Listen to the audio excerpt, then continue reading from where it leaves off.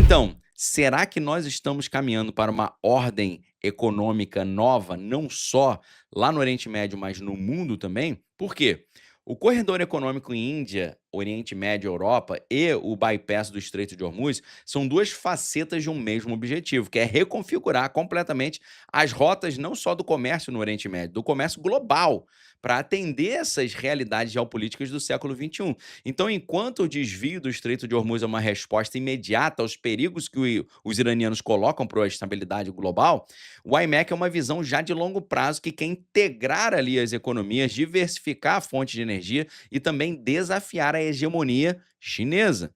Então, esses dois projetos mostram uma mudança total no equilíbrio de poder. Mudança essa em que Arábia Saudita, Emirados Árabes e Índia e também Israel desempenham um papel fundamental porque surgem como pilares de uma ordem regional nova. E, por exemplo, Price já tinha falado sobre isso no seu livro de 2010, sobre a teoria da hegemonia regional. A gente pensa muito em hegemonia global, mas tem um conceito de hegemonia regional também.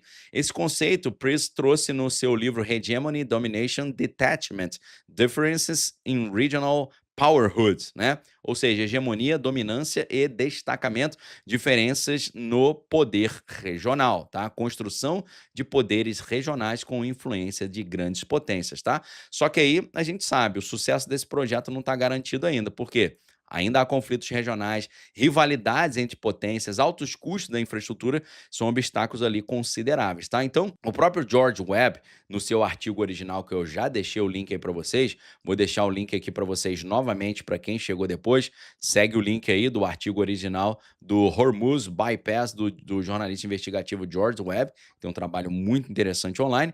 Então, no artigo que eu acabei de colocar de novo o link para vocês aí no YouTube, a complexidade dessas manobras, que ele chama de Funky Cold Medina, reflete essa natureza difícil de prever desse jogo geopolítico atual, que é uma visão também que ecoa a análise de Kaplan, de 2012, sobre a ideia de geografia da vingança, ou seja, as disputas geopolíticas envolvendo também uma espécie de vingança, né? Ele desenvolve essa teoria no livro de 2012 chamado The Revenge of Geography, né? A vingança da geografia, What the Map Tells Us About Coming Conflicts and the Battle Against Fate, ou seja, o que o mapa nos diz sobre os conflitos que estão chegando e a luta contra o destino, tá bom?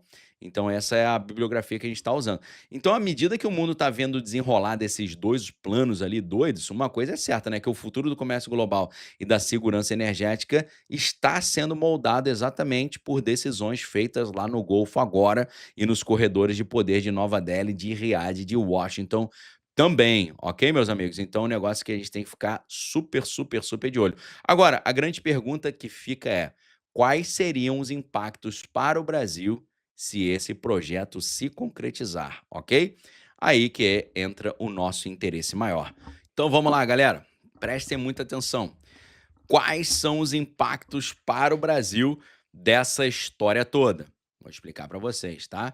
Teria essa concretização do iMac e do bypass do Hormuz teria impacto significativo para o Brasil. Por quê? O Brasil tem uma economia fortemente baseada na exportação de commodities. Aí você fala, o que que é commodity, Daniel? Commodities são produtos como petróleo, soja, minério de ferro e carne, né? E também o Brasil não apenas é fortemente baseado na exportação dos commodities, mas também tem muitas aspirações de aumentar a sua influência global. Então, o Brasil seria afetado, sim, de forma relevante por essa mudança nas rotas comerciais, no mercado de energia e na dinâmica do poder global. Começando a nossa palhinha da arca aqui, tá? Competitividade das exportações brasileiras vai ser impactado. Por quê? Se o iMac reduz o tempo de trânsito em 40% e os custos em 30%, para o comércio entre Índia, Oriente Médio e Europa, torna as rotas entre esses mercados mais eficientes em comparação com as rotas tradicionais. Então, o Brasil, que exporta significativamente para a Europa, por exemplo, 15% das importações totais da Europa vem do Brasil, segundo dados de 2023.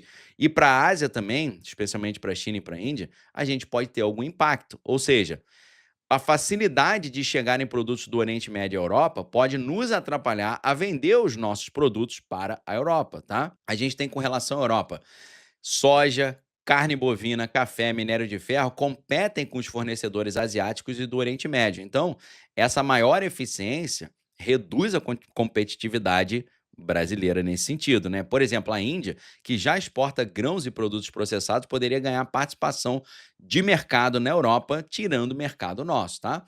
Agora, Índia. O Brasil exporta petróleo bruto, exporta soja e açúcar para a Índia.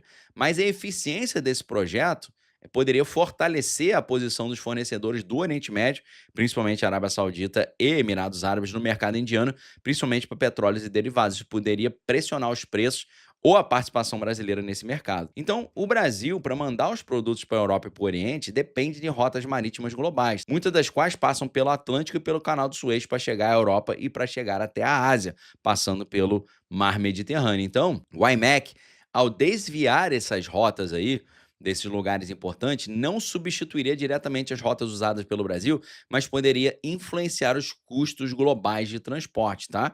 Isso gerando um aumento da concorrência logística, isso fazendo com que a dependência do Canal do Suez diminua, o que poderia levar a uma queda de receita do Egito e, consequentemente, ajuste nas taxas de passagem. Então, se o Brasil continuar dependendo por passar as suas mercadorias do Mar Mediterrâneo pelo Canal do Suez para chegar ao Oriente Médio, nosso produto pode chegar lá mais caro se o Egito começar a levar prejuízo e aumentar o custo do pedágio para o pessoal passar ali, né? Então, isso afetaria diretamente os custos de exportação do Brasil para a Ásia e para a Europa, ok?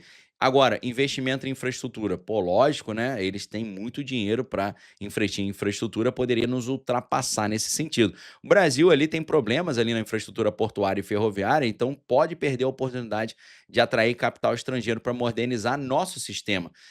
Dinheiro que poderia vir para cá para modernizar o nosso sistema pode acabar indo lá para o Oriente. Isso também tem impacto no mercado de energia. A gente sabe que o Brasil é um dos maiores produtores de petróleo da América Latina.